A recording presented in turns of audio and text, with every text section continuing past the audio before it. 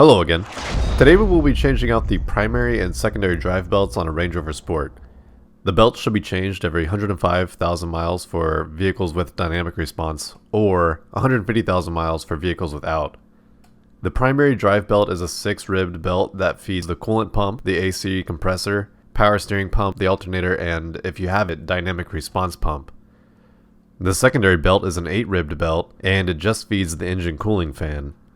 Both belts are crankshaft driven via the torsional vibration damper, which incorporates compressed rubber between its inner and outer diameters to absorb vibration. The snaking, aka serpentine nature of the primary drive belt is on purpose and is designed to increase the wrap angle on certain components, such as the alternator. As with most jobs, the difficulty depends on which tools you have available. The most difficult part of this job is probably removing the cooling fan, so having a specialized tool can help save you a lot of hassle. To remove the fan, I recommend using a 36mm fan clutch wrench with a bolt holder. These usually come paired together, and you will also need a 1/2-inch breaker bar, a 1/2-inch to 3/8 converter, a 10mm socket, an 8mm socket, and a 3/8 extension with some ratchets. Alright, now let's get started. First thing you'll notice when you walk up to the car is that you can't really see anything because there's a radiator fan cover kind of blocking everything. So first thing you'll need to do is unhook all the connections. So there's a hose clip here and here. That's really easy to get off. And then the fan control is connected at 2 spots. One clips on and the other one is part of the harness. So unclip both of those. Next, on the left and right side, there's just snaps, and so you just have to pull on it at a little bit of an angle and it'll snap off the bottom half, and then you're ready to pull it all the way out. You just got to take a little bit of care here not to pull on the hose that's over it, but it comes out pretty easy. Here's where you encounter your first obstacle. The radiator fan is way too big for you to take the belt off over it, and so you'll need to get your 36mm wrench and try to turn the nut. However, it's right-hand turn, so to loosen it you turn it to the right and not to the left. That's really important. I tried a couple things to get it loose. I looked online, found a couple of recommendations. Hammering it didn't really work. There's just not enough grip. When you turn the nut, it also turns the pulley, and so the only grip is from the belt rubbing on the pulley. It's not very significant. I also tried making a rubber wedge to wedge in between the pulleys, but it also wouldn't get enough grip to create any type of counter torque. Turns out I did have a bolt holder, even though it was for a different size nut. It still worked, but if you're going to use these, just make sure to use gloves, because you're going to slam your hands into each other and you're probably going to cut yourself.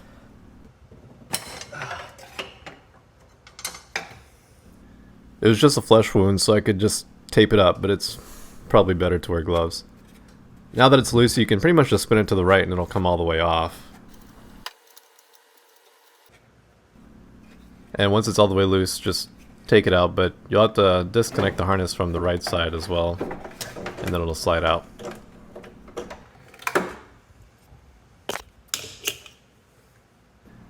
Now there's nothing really stopping you from taking the belt off. First you'll need to loosen the tension pulley, and this will require the 1/2-inch breaker bar. You just put it into the little slot and then you turn it to the right and it'll loosen the pulley and you can pull the belt off. And there you go. The only thing left is you have to snake it through this small portion here. It just has to be on its edge to fit through, that's all, but it's pretty easy to come out.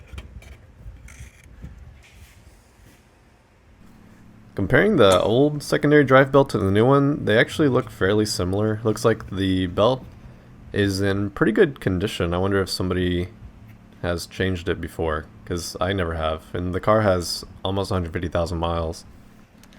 Unfortunately, to remove the primary drive belt, you need to remove the cooling fan pulley altogether. There's some bracket bolts up here. Those are both 8mm, but to access the final bolts, you need to remove the pulley, and those are 10mm. Here you have an opportunity to kind of take a look at the bolt holder itself. Unfortunately, this bolt holder is for a 32mm fan clutch, and so the bolts don't quite fit in the slots correctly. Even so, you can fit one in and then kind of lean against the other one and it'll work. The way I'm showing you is kind of the opposite way. You should probably have this holder on the right and the wrench on the left, but you get the idea.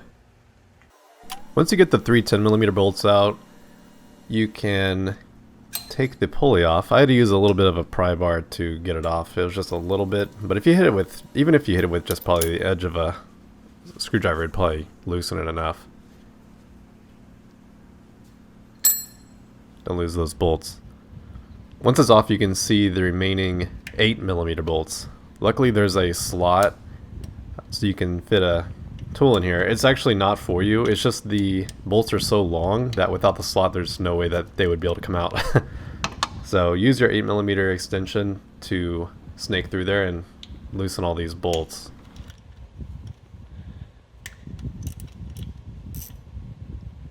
The topmost bolt is actually guarded by this metal hose, so you'll have to remove the bracket for it. It's still 8mm, but it's kind of hidden, so once you unfasten that one, then you can move the metal pipe a little bit down and reach the final 8mm bolt on top.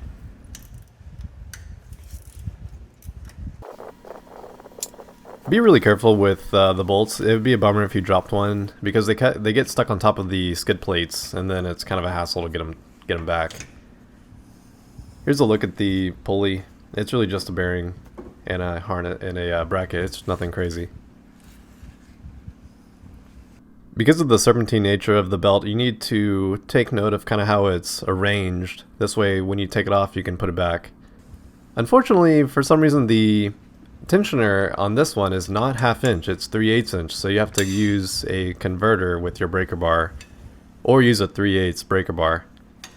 But put it in the little slot on top, but this time instead of turning to the right, you turn it to the left, and that'll loosen the pulley.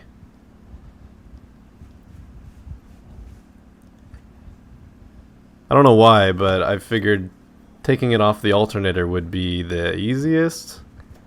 I don't know if this is true. Probably not. It gets stuck on this little crevice here where you have to go between two pulleys, which is probably the most cumbersome part of the primary belt. But oh well, whatever. It does come off. You can take it off however you want. Just make sure your fingers aren't underneath, because at any moment, you know, so the pry bar could come off and it'll snap back down.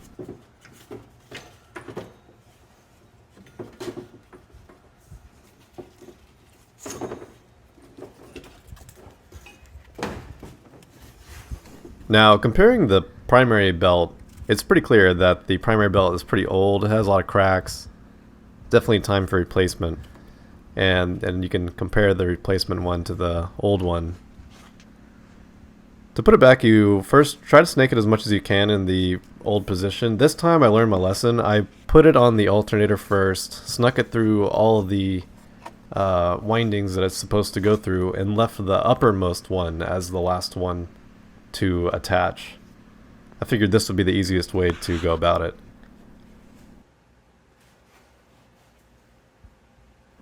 Now all you need to do is loosen the tensioner pulley, and it actually goes pretty far, surprisingly far actually, and then you can snake the belt over the top like so, and then carefully let go of the tension, and everything in theory should stay where it is.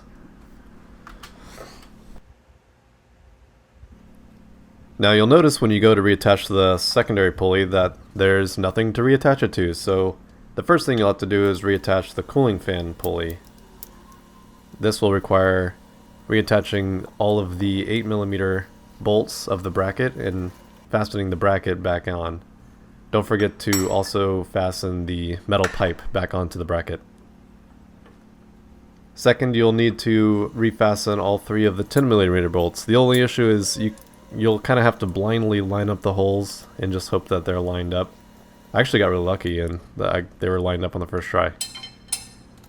You'll have to use the bolt holder again to tighten all of the bolts.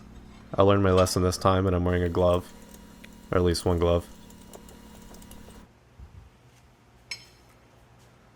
Now that you actually have all the pulleys in place, you can work on reattaching the belt.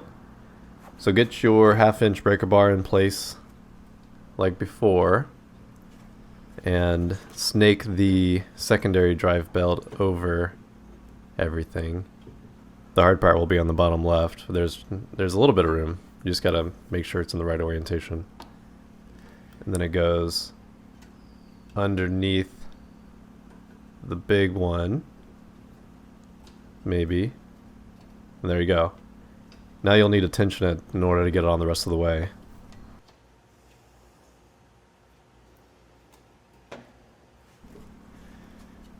Again, watch your fingers in this part. Just try not to leave them kind of between the belt and the pulley. I don't think it'd be the end of the world if you let go of tension, but it wouldn't be ideal, so just be careful. This seems like a good time to test everything, so you can get in your car and start it up. Make sure the belts don't fly off everywhere. I mean, right now you don't have the cooling fan on, so don't leave it running for an hour, but at least you'll know if all the belts are lined up. Finally, you'll need to reattach the cooling fan, and so go grab it wherever you left it and you can slide it in. One thing is, do be careful when you're doing anything near the radiator fins because you don't want to dent them. Switching the radiator is apparently a very arduous job. You'd probably want to avoid that. But once it slides in, you can tighten it with the kind of in the reverse fashion of how you loosened it. You'll have to use the bolt holder again to get some counter torque, but it's pretty simple. Finally, you'll need to snake on the cover. It just snaps in, but don't forget to reattach the harness also on the right hand side. And that's it. If you have any questions, please leave a comment. I make Range Rover Sport and LR3 repair videos as issues pop up on my own car. So don't forget to subscribe if you don't want to miss any simple fixes that could hopefully save you thousands over taking it to the dealer. Thank you and have a good one.